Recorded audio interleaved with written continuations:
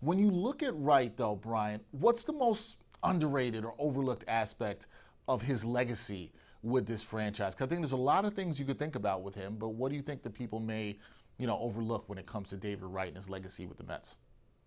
Base stealing, especially early in his career. I think the 30-30 season in 2007 gets a little bit forgotten, relatively speaking, in with all the other accolades.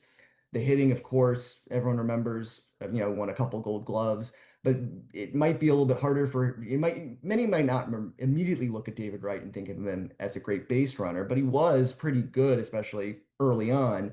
During that 2007 season, he stole 34 bases and he was only caught 5 times. So very selective, and I think it goes a lot. And this was a different era when not there was not a lot of base stealing, so 34 was pretty pretty prolific number. But he was selective and effective when he did go, and that really went away after 2009, and the injuries began to pile up. So I always think about that in that 2007 season, which I think is his best season. The stolen bases really stand out, and like I said, like he did it pretty effectively up and for the first few years of his career.